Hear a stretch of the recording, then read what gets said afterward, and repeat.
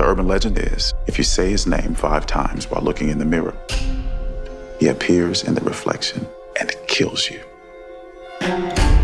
Candyman began life in a Clive Barker story, was brought to the screen by Tony Todd in 1992, and now has been reimagined by Nia Da Costa and Jordan Peele. This new Candyman film becomes available VOD starting September 17th.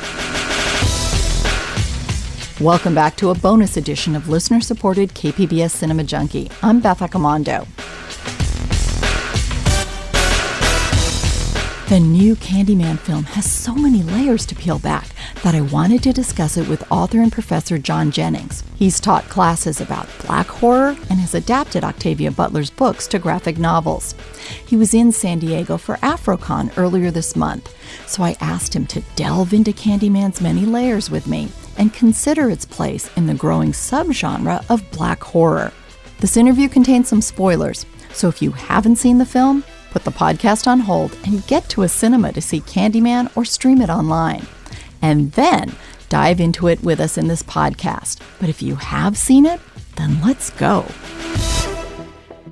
Clive Barker's The Forbidden was a short story in his Books of Blood Volume 5. That story inspired Bernard Rose's 1992 film, Candyman. I am the writing on the wall, the whisper in the classroom. Without these things, I am nothing. So now I must shed innocent blood. Come with me. The title character was vividly played by Tony Todd in 3 movies, and his incarnation of the character is referenced in the new Candyman film. The new film is not a reboot of the franchise, but rather a sequel that reimagines the character and builds onto the mythology. John Jennings is professor of media and cultural studies at the University of California at Riverside. He's been a guest on Cinema Junkie before to talk about what he refers to as scary black folks. Before I get to his interview, I need to take one quick break, and then I'll be back to unpack Candyman's themes. Welcome back to this bonus episode of Cinema Junkie, all about the new Candyman. To begin, I wanted John Jennings to remind us about the original Candyman. So here's a clip from that 1992 movie. And then John will discuss the significance of that film and the impact of Tony Todd's performance. Have you ever heard of Candyman? No. Well, his right hand is sawn off. He has a hook jammed in the bloody stump. And if you look in the mirror and you say his name 5 times, he'll appear behind you, breathing down your neck. You want to try it? The original Candyman film was, the screenplay and director is Bernard Rose. He took elements from Clive Barker's short story, The Forbidden. It's very different. So The Forbidden really is more about class dynamics. It's a very similar setup where you have like a grad student, Helen Lyle, who's doing research on graffiti of this particular area. And what Bernard Rose does is he transplants that discourse to America, and he decides to have it talk about race, right? And so he creates this amalgam, if you will, of like the Hookman, Bloody Mary, the Bloody Mary game, the original Forbidden short story, and an actual murder that happened in Cabrini Green, of Ruthie Ann McCoy, which was in 1987. So he actually took elements of that and put it into this Candyman film that he made with Tony Todd.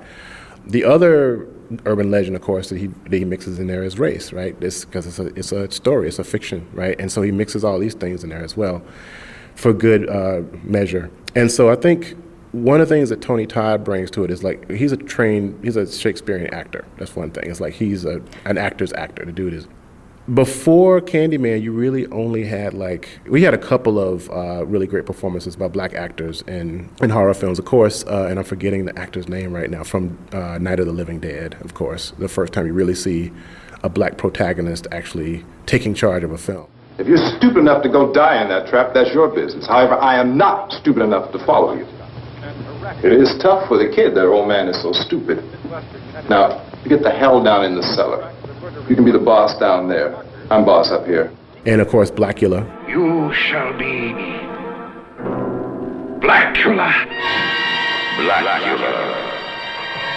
A black avenger. rising from his tomb to fill the night with horror. Blackula, Dracula's soul brother. Which is from the exploitation era. But we really don't have you really didn't have like a really new, iconic black character like Candyman until that film comes out. And it very much picks up on all of the kind of like really, really powerful gothic overtones. To me, I would almost like juxtapose with something like Dracula. It has that kind of feel to it. But he also is talking about problematic issues about anti-miscegenation, in our country too, because Candyman falls in love, or Daniel Robitaille, that's his real name, falls in love with this beautiful white woman that he's painting, and he's also affluent himself. His father is wealthy, and so he's gone to these wonderful schools, and it didn't matter because once racist people figured out what was going on and that she was pregnant, then he essentially is lynched, and then his hand is cut off and tortured with this bee honey and stuff. And so basically what he represents is like the constant projection of like the monstrous onto like the male black body. And so it's a really, really complex, interesting story to start with that Bernard Rose, I think, was trying to, unpack. So now, Jordan Peele and Nia Da Costa kind of reimagined Candyman through more of a black lens. Mm-hmm. So what did you feel was kind of the most significant change that they made? Well, I think one of the most significant ones was the fact that they took the singular story of Daniel Robitaille and they actually kind of posited Candyman more as a mantle.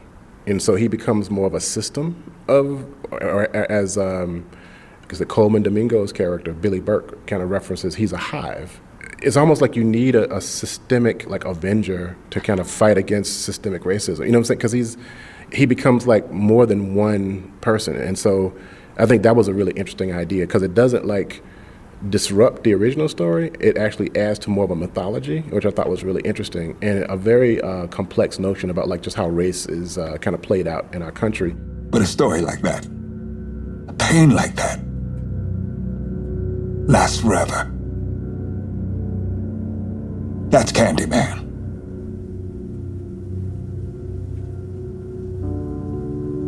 So, he's real? Bell is real. Samuel, Sherman, Daniel Robitaille, they're all real. Candyman is how we deal with the fact that these things happened, that they're still happening. The other thing that was really interesting is that in the first film, he's more of a revenant, which means that he's a dead person that comes back as kind of like a zombie. He's physical. He seems like, because people see him before he's about to kill him, he actually appears to them and actually has physicality. But in this one, he actually is more like Ralph Ellison's Invisible Man, where he's like, he really is an apparition and you can only see him in the mirror. And so I thought of it as almost like a reference to W.E.B. Du Bois's Veil. Like he was talking about the idea of like black people living in the veil. And I always feel like by invoking him, you're breaking through the veil almost. And I just thought that was really, really fascinating. It's very creepy. The other thing I thought was really interesting was they literally shift the white gaze to the black gaze. If you look at the end of the film, not to spoil everything, but there's a scene where Brianna, who plays Anthony McCoy's girlfriend, who is live-in fiance, who is the new Candyman, who's now been killed, and she's in the back of the cop car. There's this part where the cop is actually like looking, you can actually just see his eyes in the mirror. He's talking to her and he's giving her options, either become a snitch and rat out on and we kill your boyfriend and we get away with it, or you can go to prison. But she chooses door number 3 because she realizes that Candyman, and this is what my friend Sean Taylor called it, he called it weaponized oral history. Or weaponized oral culture, where you can actually I'll call him and my intention is to direct it at something else. So very, very powerful moment in the film, where she kind of does that. Another thing I thought was interesting was the juxtaposition of institutions, right? In the first film, we're really talking about the academy and how the academy kind of goes to spaces and actually puts claim on them and actually theorizes around culture. And the second one, this particular film, is about the art space, right? And the commodification of black pain or just pain in general, which I thought was really interesting too. So there's some really interesting, complex things that they're doing with this second film that I think kind of fills in the gaps in some ways for the first one. So Candyman this time also seems to really reflect or deal or to raise more issues about kind of intergenerational trauma. And how is that kind of brought up in this, and why is that significant in a Black horror film? So one of the utilities of horror, I think, is to be able to deal with different types of social issues. Horror, and I think speculative fiction in general, gives us a certain amount of distance from a particular subject, and so we can experience something. There's a lot of like societal issues that I think can play out really well in like, say, sci-fi movies and stuff like that. Like, for instance, after the Second World War, you see an uptick in like, oh, these radioactive mutants are about to take over the world, that kind of thing, because we can destroy ourselves, with an atomic bomb. And so all of those, the kind of like frenetic zeitgeist kind of goes into the things that we make, right? And I think one of the biggest issues right now in our country is about, police brutality and about like gentrification and all these different things that are happening in our country right now. So of course it makes sense that, these things would be like really, really prevalent, and I think in horror movies. Now, I think that Billy Burke, who is I almost look at him as the Renfield character from Dracula, because he's preparing the way, right? Because that's what Renfield was when he was from the Dracula stories, where he's like, I'm preparing for the master, right? And Billy Burke's character at the beginning, he sees police brutality happen and kill one aspect of Candyman, who comes back and then kills his sister and her friend in the bathroom, right? So he's kind of indoctrinated through trauma, and he actually starts out like washing clothes, right? And he's a very painful death because he doesn't have a physical death, he has a spiritual death. He actually like never leaves that laundry room. And so what happens is he then becomes a laundry room owner. Like he actually like, that becomes his job to a certain degree he takes on. And he talks about cycles. And so the laundromat becomes like a metaphor for the cycles that we go through, but you have to pay for those cycles, right? Because they're like, it's a laundromat. And he talks about like, oh, well, it's when a stain is in fabric, it can't come clean, that whole thing. He's really talking about our country to a certain degree. That's what it's a metaphor for America. And I love the fact that he's reading a copy of Clive Barker's Weave World if you catch it, because Weave World is a book by Clive Barker that is about a magical tapestry that is another world inside of it. I was like, oh, it's so cool.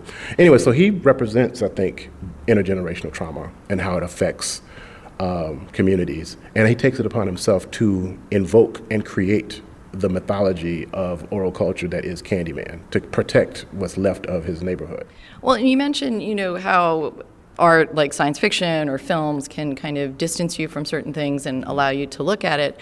And what's interesting in the film, too, is that the violence against the Black characters is mostly depicted through these shadow puppets, which kind of removes it one step further from, normally this would be depicted as live action actors with, violence being inflicted upon these characters. So it seemed like there was an interesting way to kind of distance you from some of that violence without letting you forget how horrific it is. Yeah, I totally agree. I use the allegory of Perseus killing Medusa. Because you remember like the Greek mythology or the Greek myth, Medusa is like this horrific creature, once a beautiful woman who was cursed by the gods, and now she turns people into stone when you look at her, right? So the spectacle of her is what kills you to a certain degree, right? And Perseus kills her with a mirrored shield, right? So he's looking at her reflection and not directly at her. And I think that in some ways, Da Costa uses a similar method where she kind of, as you're saying, like she kind of like undercuts the spectacle to a certain degree, and it removes you to a certain degree. You can be more objective about it. Now, a lot of horror fans really didn't like that because they want to see the gore, they want to see this, But if you're in this country now and you're Black, you turn on CNN and you see that kind of brutalization, right? So, to a certain degree, you don't get to be Black in America and not see yourself as victims sometimes. So I think what she does is by distancing us from it and actually using these beautiful shadow puppets and other ways that she does that by like pulling out, even like when white victims are killed, she's using mostly like different types of camera tricks and things, but she doesn't show everything, which I think was that's really horrific to me. That's actually the stuff that makes, because it leaves so much to the imagination. But I think that's why she did it though. Yeah, I mean, you mentioned the way she depicts some of the violence. I mean, I thought she displayed a lot of creativity in, normally you go in for a close-up for a kill and she pulls out, or there's the one really remarkable one too where it's all reflected in the mirror of a small compact. Yes, that's one of my favorite ones. Oh my God. Okay, two of my favorite kills. First of all is like the art critic kill where Anthony has left her apartment, and then she just goes up in the air. But I think that was a drone shot even. I think that was shot with a drone where you just kind of pull out and you can see what's happening to her and you're like, what is going to happen? But it's also just a beautiful shot.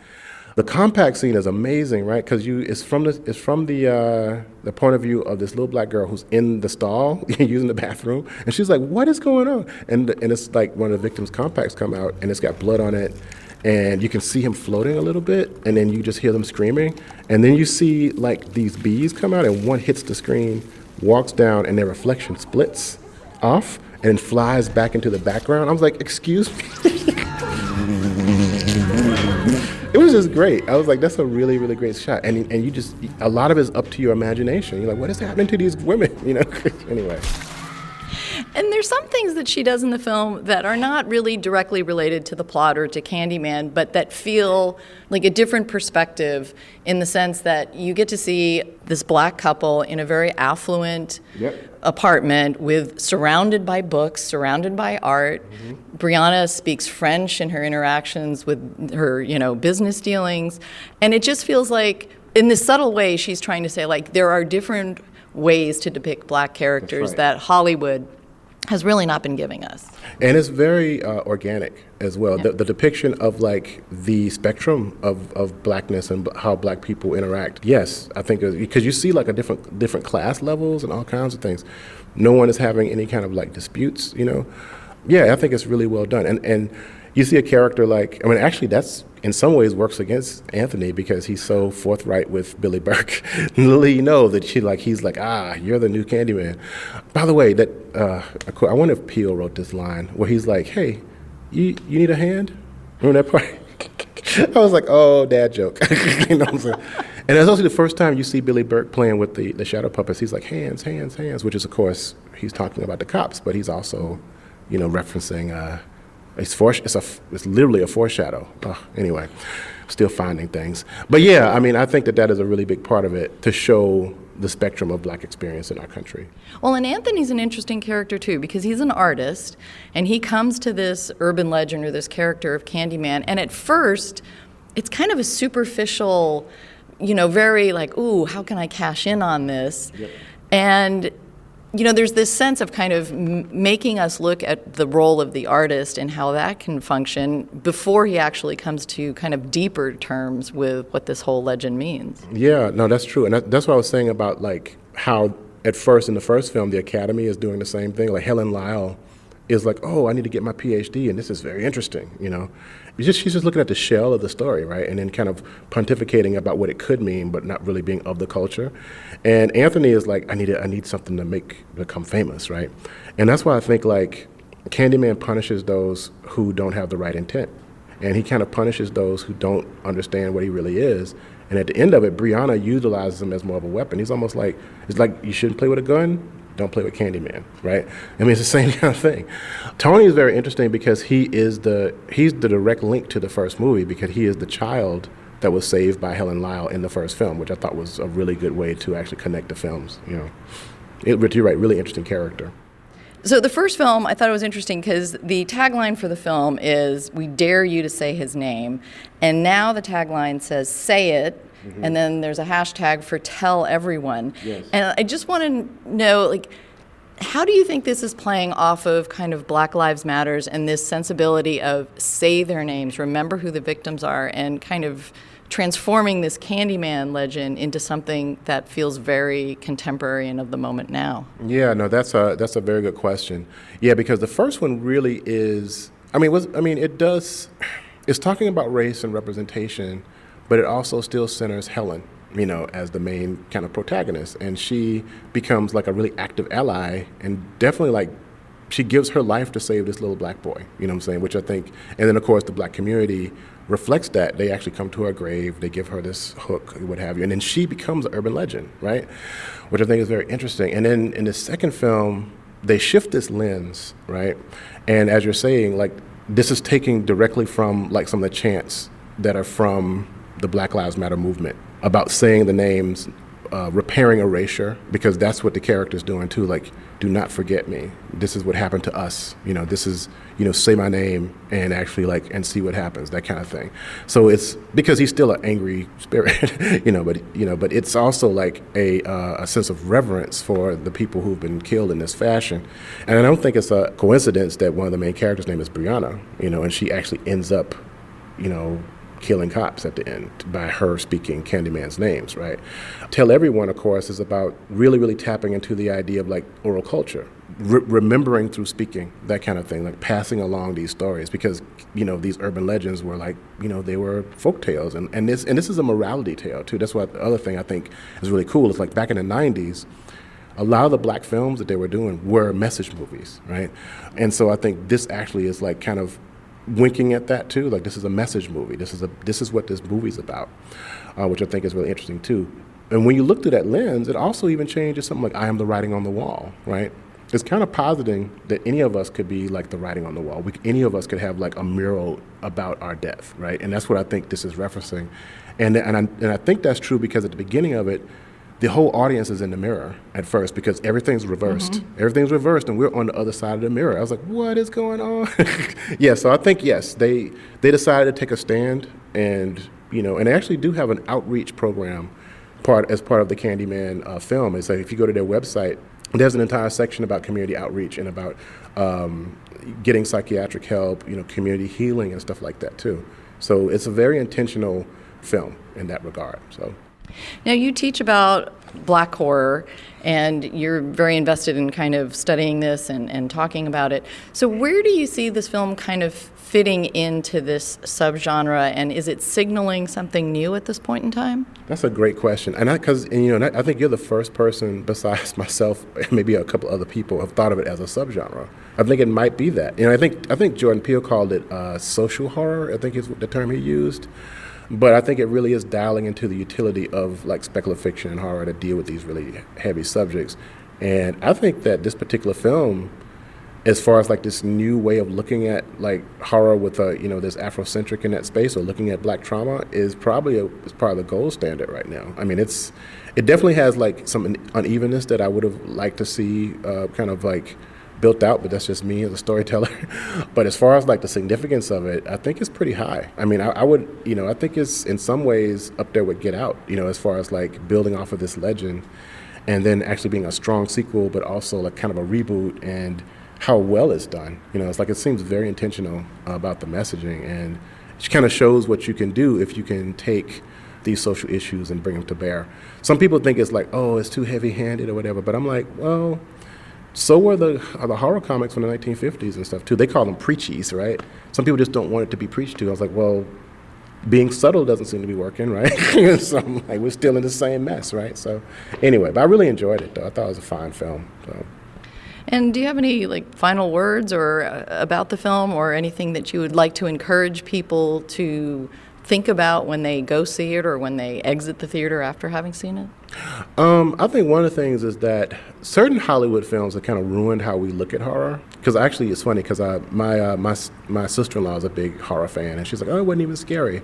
Wasn't it though? It's think about. I think what Hollywood's done is they have these jump scares and stuff, mm-hmm. and you feel oh, if you haven't jumped enough, then it's not scary. But if you sit and think about what it's actually implying, it makes your skin crawl. It's certain aspects of that film. For instance, there's this one part where Tony is in the bathroom and he's had a nightmare, and he has Brianna leave the bathroom, and for a second he's moving and his reflection isn't. Terrifying. I was like, what does it mean for your reflection to be dead? It's oh my God. I just couldn't stop thinking about that. So it's a very, very visceral, weird film. And so I think going with an open mind, but also understand that this is not this isn't Jason. Mm-hmm. This isn't like the first movie.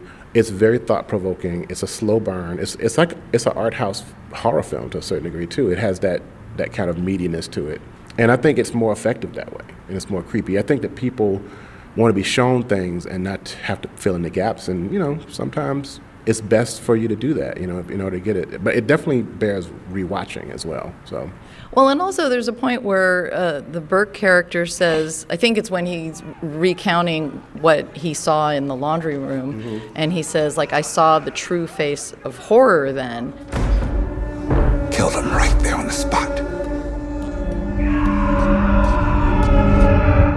What shows up a couple weeks later? More razor blades and more candy. That's when we knew Sherman had been innocent, harmless.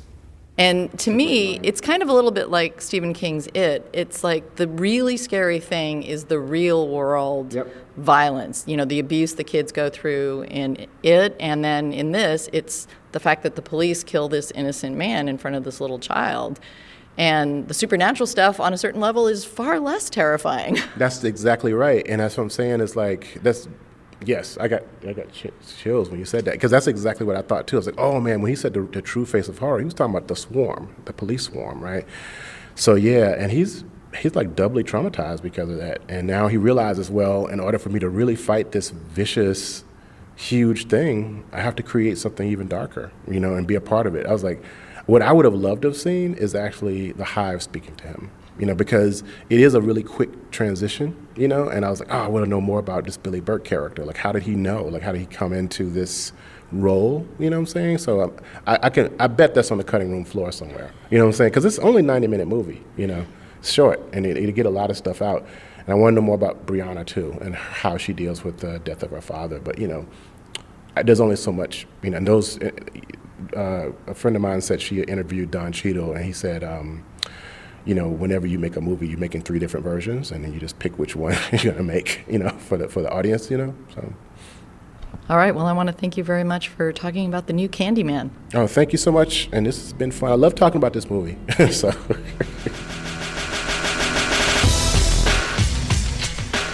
That was author and professor John Jennings. Thanks for listening to this bonus episode of Cinema Junkie. Please check out this month's episodes about Asians on screen. I have an interview with Shang-Chi director Destin Cretton, as well as an interview with Brian Hu, artistic director of the San Diego Asian Film Festival. He has some surprising recommendations of films to watch along with Shang-Chi. Plus, check out and give a like to the new Geeky Gourmet videos on the KPBS YouTube channel. I'll show you how to make things like chocolate blood, Bollywood popcorn, and the Chinese porridge Shang-Chi eats in the film. So till our next film fix, I'm Beth Accomando, your resident cinema junkie.